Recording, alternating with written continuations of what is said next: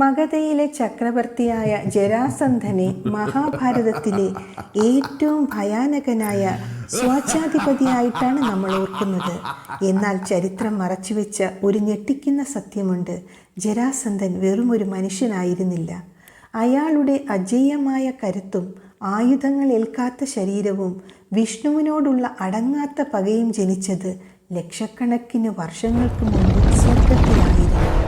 വിപ്രാജിത്തി എന്നാണ് ആ അസുരന്റെ പേര്. ആ അസുരന്റെ ക്രൂരത മനസ്സിലാക്കണമെങ്കിൽ നമ്മൾ അയാളുടെ ആത്മാവിന്റെ ഉത്ഭവത്തിലേക്ക് പോകണം. യുഗങ്ങൾക്ക് മുൻപ് കശ്യപ മഹർഷിക്കും ദക്ഷന്റെ മകളായ ധനുവിനും ജനിച്ച മക്കളാണ് ദാനവർ.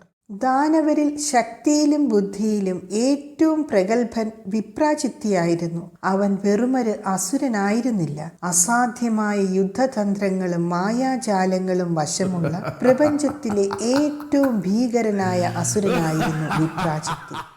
അസുര രാജാക്കന്മാരായ ഹിരണ്യകശിപുവിൻ്റെയും ഹിരണ്യാക്ഷന്റെയും സഹോദരിയായ സിംഹികയാണ് ഇദ്ദേഹത്തിൻ്റെ ഭാര്യ. രാഹു, കേതു എന്നിവർ വിപ്രാജിത്തിയുടെയും സിംഹികയുടെയും പുത്രന്മാരാണ്. സ്വന്തം സഹോദരൻ പുലോമൻ ദേവന്മാരാൽ കൊല്ലപ്പെട്ടപ്പോൾ വിപ്രാജിത്തി ദാനവന്മാരുടെ ചക്രവർത്തിയായി കിരീടം ചൂടി. അവൻ്റെ മനസ്സിൽ ഒരൊറ്റ ലക്ഷ്യം മാത്രമേ ഉണ്ടായിരുന്നുള്ളൂ: ദേവന്മാരുടെ സ്വർഗം തകർത്ത് തരിപ്പണമാക്കുക. വിപ്രാജിത്തി തൻ്റെ ക്രൂരമായ ആസുരിക ശക്തിയും മായാജാലവും ഉപയോഗിച്ച് യുദ്ധം ചെയ്തു. അവൻ ശത്രുക്കളുടെ മനസ്സു തകർക്കുന്ന മിഥ്യാദൃശ്യങ്ങൾ സൃഷ്ടിച്ച് ദേവന്മാരെ പോലും ഭയപ്പെടുത്തി.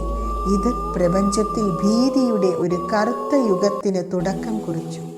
വരുണദേവന്റെ പവിത്രമായ നാഗപ്പടയെ ഗരുഡാസ്ത്രം കൊണ്ട് വിപ്രാജിത്തി കഷ്ണങ്ങളായി മുറിച്ചു വീഴ്ത്തി. ഹോമാഗ്നിയിൽ നെയ്യൊഴുക്കിയതുപോലെ അവന്റെ രൗദ്രഭാവം യുദ്ധഭൂമിയിൽ ആളിപ്പടർന്നു. ഒടുവിൽ ആയുധങ്ങൾ നഷ്ടപ്പെട്ട് ചോരയിൽ കുളിച്ച പ്രപഞ്ചനാഥനായ വരുണന് വിപ്രാജിത്തിയുടെ ഭയപ്പെടുത്തുന്ന ക്രൂരതയ്ക്ക് മുന്നിൽ ജീവനെ കൊണ്ട് കടലാഴങ്ങളിലേക്ക് ഒളിച്ചോടേണ്ടി വന്നു.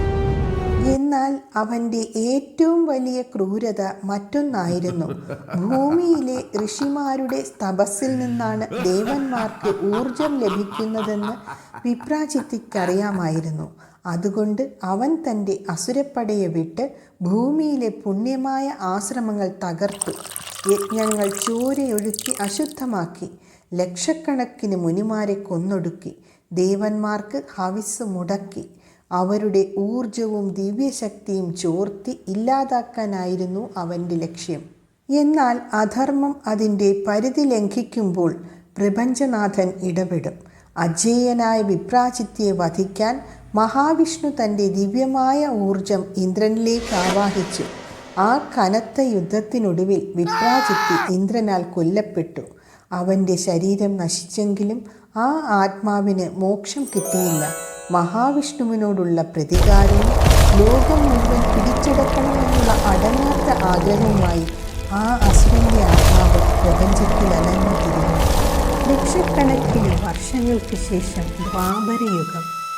മഗധയുടെ മഹാരാജാവായ ബൃഹദ്രഥൻ ശക്തനും നീതിമാനുമായ രാജാവായിരുന്നു. പക്ഷേ അദ്ദേഹത്തിൻ്റെ ഹൃദയത്തെ അലട്ടിയിരുന്ന ഒരു വലിയ ദുഃഖമുണ്ടായിരുന്നു. അദ്ദേഹത്തിന് സന്താന ഭാഗ്യമുണ്ടായിരുന്നില്ല. കാശിയുടെ ഇരട്ട രാജകുമാരിമാർ അദ്ദേഹത്തിൻ്റെ ഭാര്യമാരായിരുന്നു. ഇരുവരെയും ഒരുപോലെ സ്നേഹിച്ചിരുന്ന രാജാവ് അനേകം യാഗങ്ങളും പ്രാർത്ഥനകളും നടത്തിയിട്ടും ഒരു രാജ്ഞിക്കും ഗർഭം ധരിക്കാനായില്ല. ഒടുവിൽ നിരാശനായ അദ്ദേഹം രാജ്യം വിട്ട് വനത്തിൽ പോയി കഠിന തപസ് ആരംഭിച്ചു. വനത്തിൽ തപസ്സു ചെയ്യുന്നതിനിടെയാണ് ബൃഹദ്രഥൻ രാജാവ് ഒരു മാവിൻ്റെ ചുവട്ടിൽ ധ്യാനിച്ചിരുന്ന ചണ്ഡകൗശികൻ എന്ന മഹർഷിയെ കണ്ടുമുട്ടുന്നത്. രാജാവിൻ്റെ വിനയത്തിലും പരിചരണത്തിലും സന്തുഷ്ടനായ മഹർഷി തൻ്റെ ദിവ്യദൃഷ്ടിയാൽ അദ്ദേഹത്തിൻ്റെ മനസ്സിലെ സന്താനമില്ലായ്മ മൂലമുള്ള ദുഃഖം മനസ്സിലാക്കി. ആ സമയത്ത് ദൈവനിയോഗം എന്ന വണ്ണം ഒരു മാമ്പഴം മഹർഷിയുടെ മടിയിലേക്ക് വീണു. മഹർഷി ആ ഫലമെടുത്ത് മന്ത്രശക്തിയാൽ അനുഗ്രഹിച്ച് രാജാവിന് നൽകിക്കൊണ്ട് പറഞ്ഞു: ഈ ഫലം അങ്ങയുടെ ഭാര്യയ്ക്ക് നൽകുക. അതിമാനുഷിക ശക്തിയും പ്രശസ്തിയുമുള്ള ഒരു പുത്രന് അവൾ ജന്മം നൽകും. മഹർഷിയുടെ അനുഗ്രഹവും വാങ്ങി രാജാവ് സന്തോഷത്തോടെ കൊട്ടാരത്തിൽ തിരിച്ചെത്തി. ബൃഹദ്രഥന് 2 ഭാര്യമാരുണ്ടായിരുന്നു. കാശി രാജാവിൻ്റെ ഇരട്ടപുത്രിമാർ. 2 രാജ്ഞിമാരെയും ഒരുപോലെ സ്നേഹിച്ചിരുന്ന അദ്ദേഹത്തിന് ആ മാമ്പഴം ഏതെങ്കിലും ഒരാൾക്ക് മാത്രം നൽകി മറ്റേയാളെ വിഷമിപ്പിക്കാൻ കഴിയില്ലായിരുന്നു. ഒടുവിൽ തൻ്റെ ഈ പ്രവൃത്തി വരുത്തിവെക്കാൻ പോകുന്ന ആത്മീയ പ്രത്യാഘാതങ്ങളെക്കുറിച്ച് ഒട്ടും ചിന്തിക്കാതെ രാജാവ് ഒരു കത്തിയെടുത്തു. ആ മാമ്പഴം അദ്ദേഹം കൃത്യം 2 പകുതികളായി മുറിച്ചു. എന്നിട്ട് ആ പകുതികൾ 2 രാജ്ഞിമാർക്കുമായി പങ്കിട്ടു നൽകി.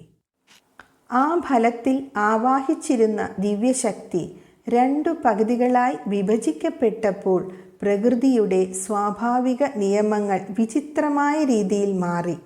2 രാജ്ഞിമാരും ഗർഭിണികളായെങ്കിലും പ്രസവ സമയം അടുത്തപ്പോൾ കൊട്ടാരത്തെ ഞെട്ടിച്ചുകൊണ്ട് ആ ദാരുണമായ സംഭവം നടന്നു. അവർ പ്രസവിച്ചത് സാധാരണ കുഞ്ഞുങ്ങളെ ആയിരുന്നില്ല, മറിച്ച് ഓരോ രാജ്ഞിയും ജന്മം നൽകിയത് ഒരു കുഞ്ഞിൻ്റെ പകുതി ശരീരത്തിനെ ആയിരുന്നു. ചോരയിൽ കുളിച്ചു കിടക്കുന്ന ജീവനറ്റതുപോലെ തോന്നിച്ച ആ ഭീകരമായ രൂപങ്ങൾ കണ്ട രാജ്ഞിമാരും ദാസിമാരും ഭയന്നു വിറച്ചു. ഭയന്നുപോയ രാജാവ് ആ ചോരയിറ്റുന്ന ശരീരഭാഗങ്ങൾ കൊട്ടാരത്തിന് പുറത്തുള്ള കാട്ടിൽ ഉപേക്ഷിക്കാൻ ഉത്തരവിട്ടു.